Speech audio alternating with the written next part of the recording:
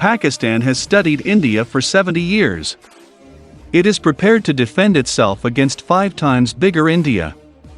If war erupts, which no one will want to happen, Pakistan can easily beat the enemy. Pakistan developed animosity with a larger, stronger India as soon as the subcontinent was partitioned in 1947. Pakistan has invested in nuclear weapons as an inexpensive way to assure territorial integrity. Invading Pakistan means destruction and one of the surest ways to a nuclear war. So, it can be easily said that Pakistan's nuclear program is successful. So, these are 4 of the most dangerous weapons India could face if it attempts to attack Pakistan. JF-17 Thunder fighter jets. JF-17 Thunder is a low-cost, single-engine multi-role fighter, jointly designed by the Chengdu Aircraft Industry Group and the Pakistan Aeronautical Complex. Pakistan has built more than 170 JF-17s. It is a significant upgrade over the existing Mirage 3, Mirage 5, and Chengdu F-7 fighters.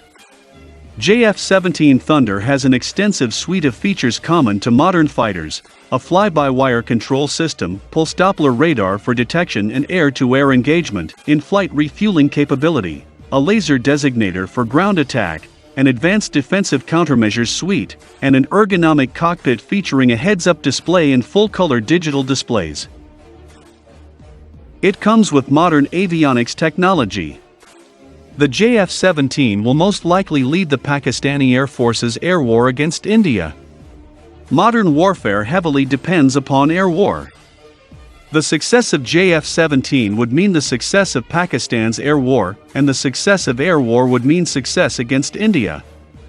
Additionally, soon JF-17 Block 3 and J-10C fighters will join the Pakistan Air Force, and this will be an extra boost for PAF. The JF-17 has 5 weapons hardpoints that can carry a total of 8,000 pounds of fuel, equipment, or munitions. Air-to-air weapons are supplied by China, with PL-5 and PL-9 short-range infrared missiles occupying the 2 wingtip hardpoints. For beyond visual range engagements, the JF-17 would be equipped with the Chinese PL-12 active radar homing missile. Air-to-ground weapons are less well known, but would likely include various forms of unguided dumb bombs, laser-guided bombs, rocket pods, precision-guided missiles, and anti-ship missiles. Pakistani submarines. Pakistan's most effective naval assets against India are its 3 Khalid-class diesel-electric attack submarines.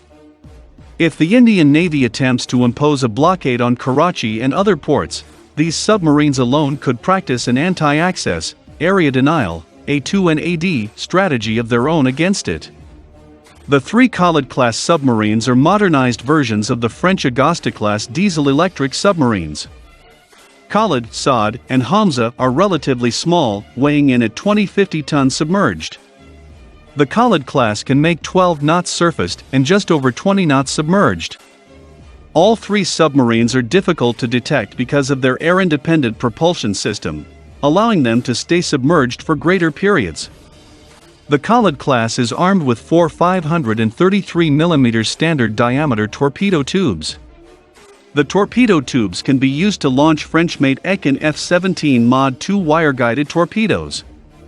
Capable of both active and passive homing, the F-17 Mod 2 can deliver a 250 kg warhead up to 20 km.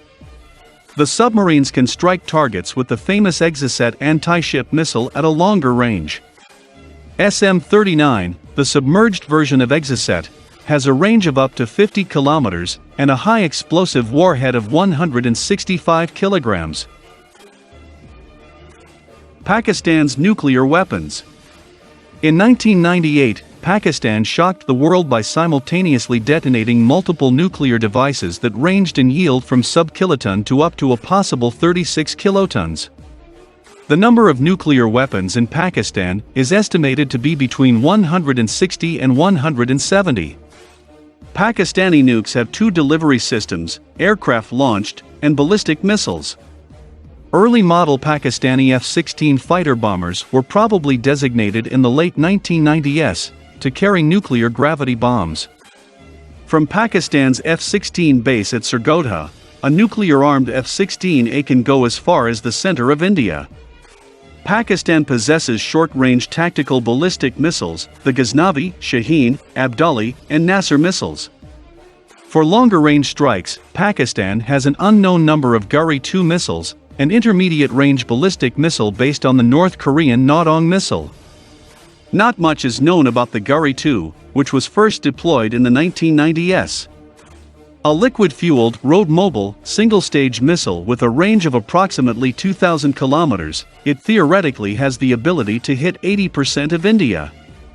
An intermediate-range ballistic missile, Shaheen-2, is solid-fueled and reportedly has a range of 2,000 kilometers.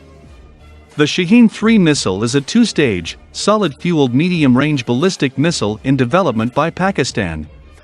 The missile is reportedly capable of carrying both nuclear and conventional payloads to a range of 3,000 kilometers, which would make it the longest-range missile in Pakistan's strategic arsenal. Pakistan's unmanned aerial vehicles, the UAVs. India would fear the Pakistani drones because they are the ideal complement to small armed groups. Since 2008, Pakistan has fielded two small unmanned aerial vehicles for tactical reconnaissance, the Chapar and Okab. Although drones have legitimate battlefield uses, the thought of Pakistan possessing drones spurs thoughts of more nefarious purposes than providing reconnaissance and security for Pakistani troops. The smaller of the two drones, Okab, is described by Pakistani defense contractor Global Industrial Defense Solution, GIDS, as a tactical UAV system which can be used for battlefield damage assessment, aerial reconnaissance, artillery fire correction, search and rescue, route monitoring, flood relief operations and so on. Okab has a range of 150 kilometers and an endurance of 6 hours. A twin-tail design with a single-push turboprop engine, Okab is capable of speeds of up to 120 to 150 kilometers an hour. Navigating by GPS, Okab has both a full-color real-time camera and a thermal imager camera. The Chapar drone, also made by GIDS, is slightly larger and faster, about 15% bigger, and capable of speeds up to 150 kilometers per hour. Some effort has been put into reducing the Chapar's radar signature, although with a large push propeller attached to the rear of the drone that may be a forlorn hope. Endurance is increased to 7 hours, and the data link can transmit real-time video up to 250 kilometers. Chapar is capable of autonomous takeoff, flying, and landing, utilizing GPS. Pakistani rangers can send Chapar and Okab to stir up trouble at a border outpost or in a large city. Drone surveillance could be used to reconnoiter objectives, screen flanks and provide security, and provide real-time intelligence. The Chapar, capable of carrying payloads of up to 50 kilograms, could likely even be used to covertly deliver cargo. Also, Pakistan has received Rainbow 4, or CH-4, multi-role medium-altitude long-endurance male unmanned aerial vehicles UAVs from China. The CH-4 family of multi-role male UAVs was developed by ALIT and China Aerospace Science and Technology Corporation, and comes with a multitude of sensor options. Two variants are known to be in service with China's People's Liberation Army.